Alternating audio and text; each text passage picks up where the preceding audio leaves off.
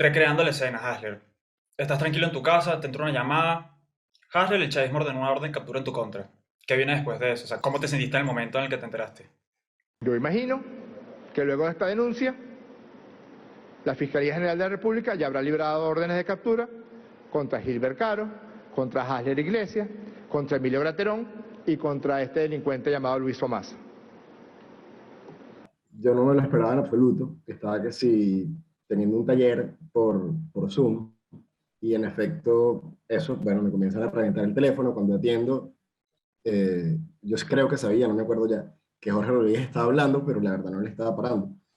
Y bueno, cuando veo que todo el mundo me está diciendo que me nombró, que me van a meter preso y tal, fue como, o sea, actuó como en automático, ya no era un escenario que yo nunca me hubiese imaginado, y mal que bien tenía en la cabeza algunos pasos a seguir, y nada, o sea, literal fue, me levanté, le dije a mi mamá, mamá, está pasando esto, me voy, ella ahí prendió el televisor, mientras yo agarré un bolso y metí, no sé, cepillo de dientes, desodorante, una muda de ropa, las cosas del teléfono, cargador, tal, lo que encontré, y, y nada, cuando ya voy como a salir, justo mi mamá ve cuando en ese momento me vuelven a nombrar.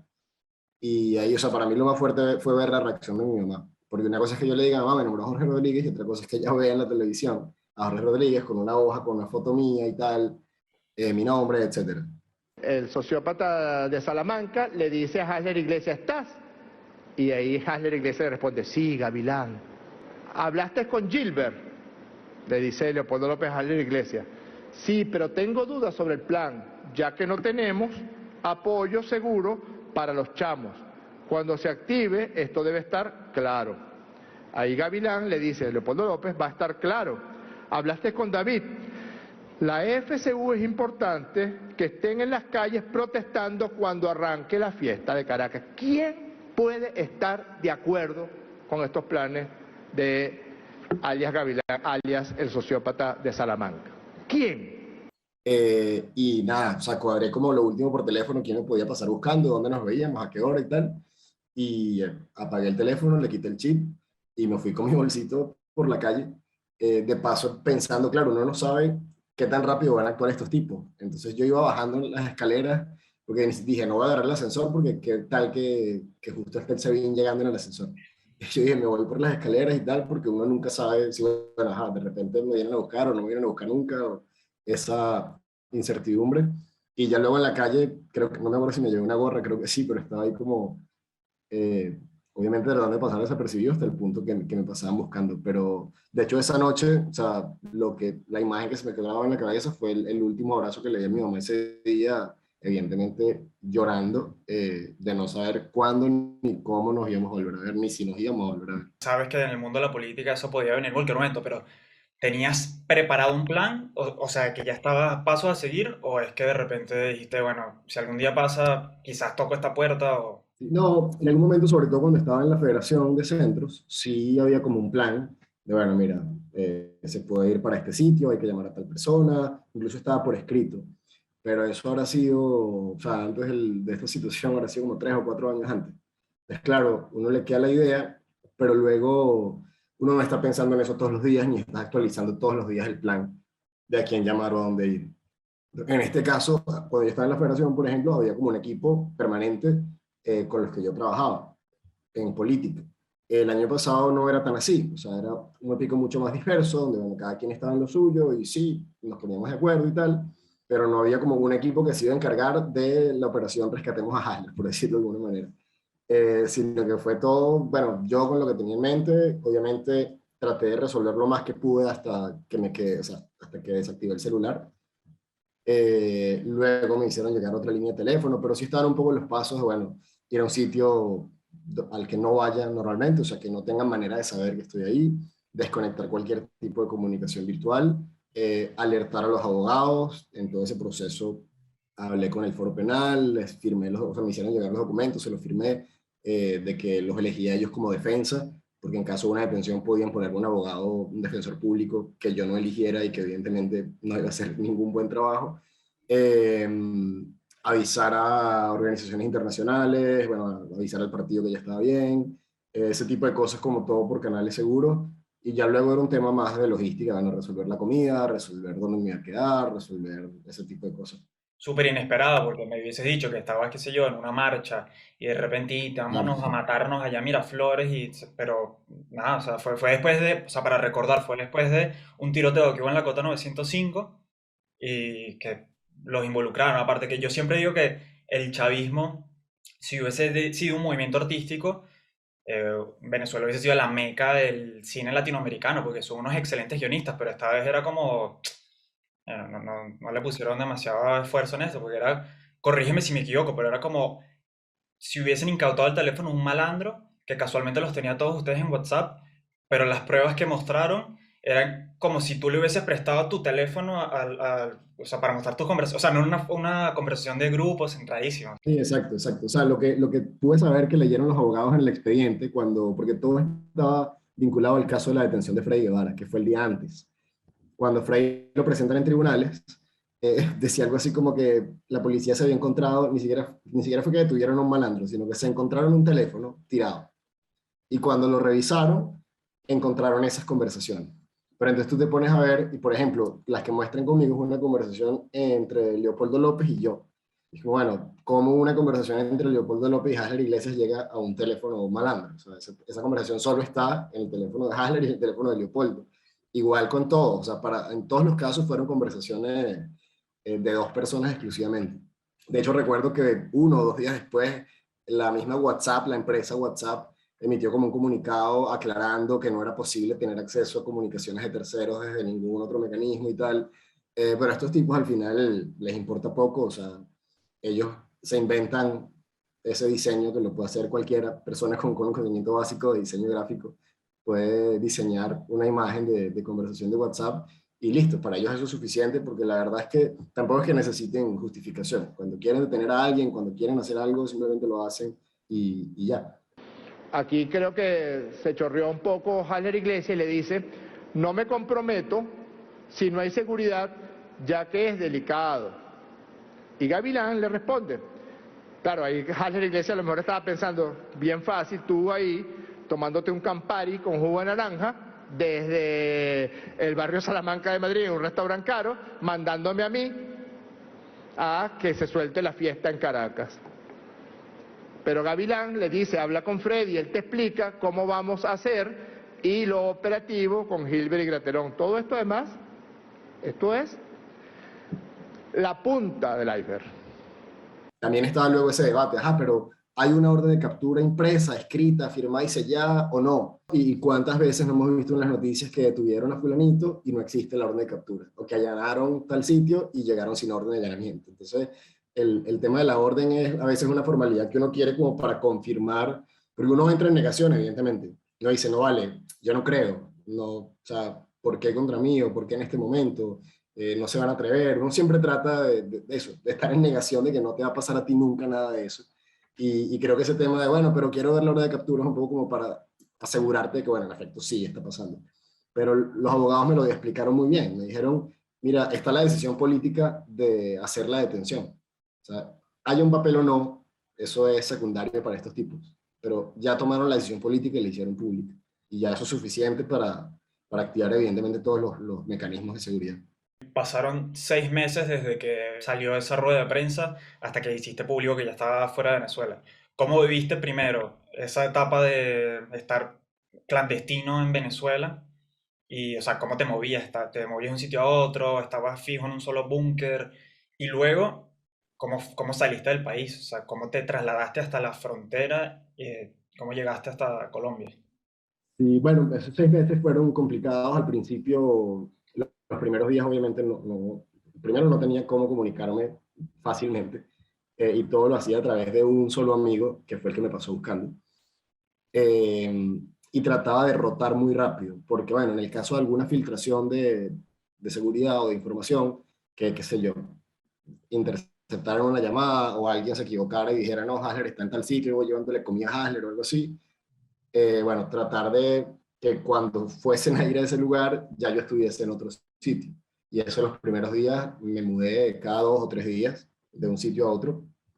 Ya luego, bueno, a medida que pasaba el tiempo, lo extendía más a una semana, un par de semanas, también dependiendo de cómo iba el panorama político, porque además los primeros días hubo muchísimos allanamientos, hubo detenciones a mucha gente del partido que se los llevaron presos queriéndolos vincular al caso, luego los liberaban al mismo día o al día siguiente, pero hubo como mucha presión. Pero sí, luego, digamos, siempre me mantuve cambiando de lugar, a veces me quedaba más tiempo, a veces menos, pero siempre cambiando de lugar. Y bueno, luego el viaje, la ruta desde Caracas hasta la frontera, prefiero no decirla porque el día de mañana alguna persona puede también agarrar la misma ruta o la misma metodología y si uno la publica, pues ya eso sería información que tendría el régimen, ¿no? Pero la verdad es que o sea, lo más impactante de toda esa historia, porque la verdad es que, bueno, de Caracas a la frontera, uno va súper ansioso, pero es un viaje en carretera, ¿sí? La realidad más fuera de lo normal es cruzar la frontera. O sea, a mí me impactó mucho, por ejemplo, íbamos caminando, eso es un sector en San Antonio, pues de piso de tierra y ranchos con latas de zinc ni ladrillos, con cartón, etcétera. Y hay gente que vive ahí literalmente al lado del río y en esas condiciones.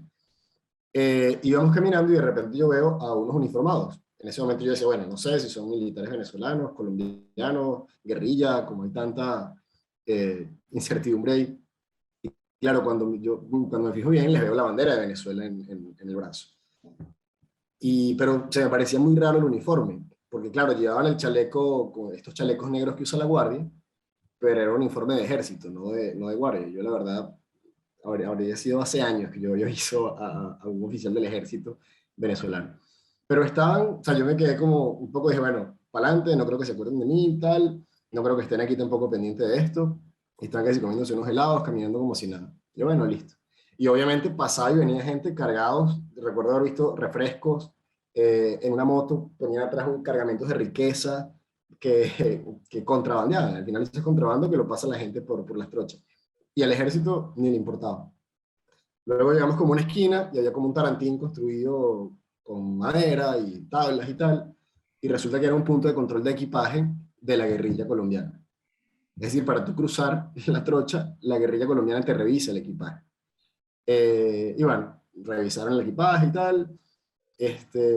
Luego las personas que me estaban ayudando a pasar me contaron que ahí era como que, porque parece que cobran, no sé, algunas tasas para dejarte pasar algunas cosas. Entonces me dicen que como que ese negocio lo tienen entre la guerrilla, la PTJ y el ejército venezolano.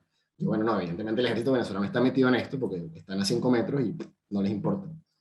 Y bueno, nada, ya después uno cruza el río, de verdad con unas construcciones, o sea, hicieron un dique con piedras en el río.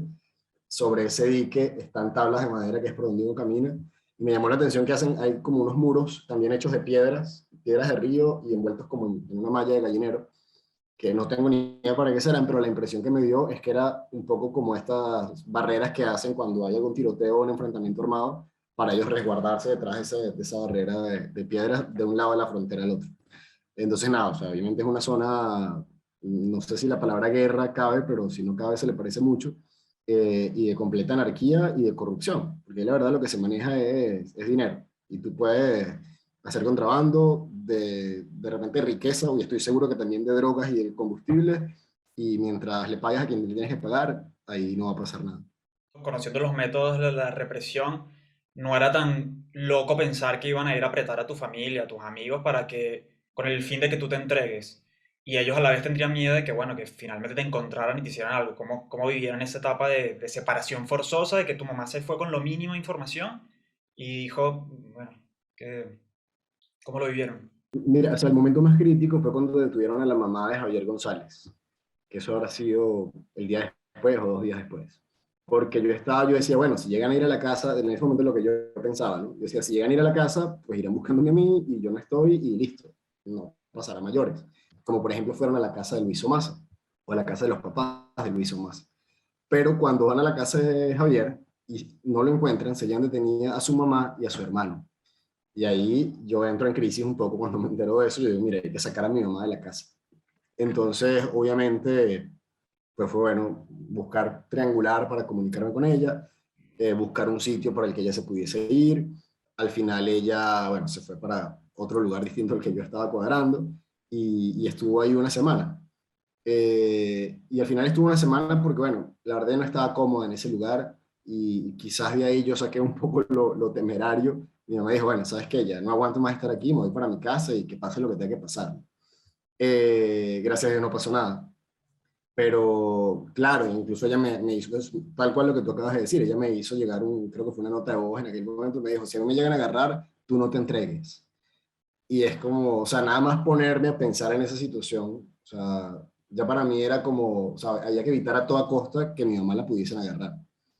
Y luego pensar que, o sea, pude haber estado en la posición de tener que tomar una decisión así, es súper fuerte. Y de verdad no se lo deseo a nadie. La angustia, la desesperación, la incertidumbre, la impotencia muchas veces, ¿sabes? No tienes nada que hacer, ni tienes a quién acudir, a qué tribunal vas a ir, a quién le vas a pedir que te defienda. O sea, los venezolanos están en Venezuela desnudos ante lo que el poder le provoque. O sea, no hay manera de que tú te protejas a menos de que sea eso, o sea, escondiéndote, desapareciéndote, huyendo, pero no hay mecanismo de defensa efectivo en Venezuela. Y ahora que estás afuera, ¿sientes que el chavismo ganó? No, yo creo que, bueno, sin duda es una batalla larga. Yo, la verdad, nunca me imaginé afuera. Yo siempre me repetía que el lugar del mundo donde yo podía ser más útil era en Venezuela, pero evidentemente las circunstancias cambian, ¿no? Y yo estaba consciente, o sea, como te digo, o sea, en mi cabeza había algún esbozo de un plan de seguridad ante una detención o ante una persecución, tenía más o menos algo en la cabeza de qué hacer. Creo que eso también ayuda mucho a vencer el miedo. O sea, tú me preguntas, mira, ¿y te asustaste? Y la verdad creo que, o sea, sentí muchas cosas, pero miedo como tal creo que no. Y creo que la razón de ello es porque ya uno tiene en su cabeza como claro qué va a pasar o qué puedes Pero ¿cómo no hacer. vas a sentir miedo si de repente todo se te trunca? O sea, tus planes es de qué le va a pasar a tu familia, de qué pasa si un día me agarran aquí, o sea, que sabes que tú eres el que tiene todas las de perder, ¿cómo no vas a, o sea, de miedo de... Claro, pero, a ver, pero, o sea, ¿cómo uno siente miedo? O sea, el miedo te puede paralizar o te puede incluso hacer cosas impulsivas buscando defenderte, buscando huir y tal. Y por eso digo que quizás el tema de tener en tu cabeza un dibujo, un esbozo de qué puede pasar y cómo puedes reaccionar y qué tienes que hacer para prevenirlo, te permite estar preparado. Evidentemente uno tiene ansiedad de que pase lo peor y uno tiene preocupación y fíjate que busco muchas otras palabras y no miedo, porque a veces cuando hablamos de miedo es como esa cosa que nos paraliza o que nos hace tomar decisiones impulsivas que a veces son perjudiciales. Y creo que estar preparado hasta para lo peor te ayuda un poco a saber cómo reaccionar. Al final el miedo es una reacción y en la medida en que uno está bien, o sea, podías tener pánico de que pasara lo peor, pero por lo menos tenías un ABC de qué hacer para evitarlo. Y ojo, podía salir mal y de repente tu plan fallaba, pero por lo menos siento yo que uno estaba haciendo lo posible. Y bueno, tienes el proyecto de Agua Segura, que eso sigue, pero por lo menos tu carrera política, eh, de algún modo sí se ve por lo menos en pausa, o sea, porque la dirigencia es a lo que se nutre el contacto con la gente, ¿qué pasa con esos otros planes que tenías en Venezuela que no, ya no los puedes hacer? ¿Los piensas retomar o piensas ya mutarlos para que agarre otra forma? Sí, bueno, el compromiso que tengo es seguir involucrado en todo lo que pueda en la situación venezolana. Evidentemente, ahorita estoy en una circunstancia en la que, bueno, tengo que resolver cómo voy a vivir antes que estar pensando en otras cosas, porque la verdad es que si uno no está bien, difícilmente puedes ayudar a otros o participar en algo más. Pero sí, sí lo tengo muy claro. O sea, creo que el proyecto de Agua Segura es una manera que para mí está prácticamente hecho a la medida porque combina mi profesión con el servicio público y además quedó allá un equipo genial que ha podido seguir con el proyecto y ojalá no solo sigan ellos, sino que siga creciendo el equipo y el proyecto. Y fuera de eso, bueno, toca también ser creativo. Si me preguntas ahorita, bueno, ¿qué va a hacer Haller Iglesias en política el próximo año o de aquí en los próximos 12 meses?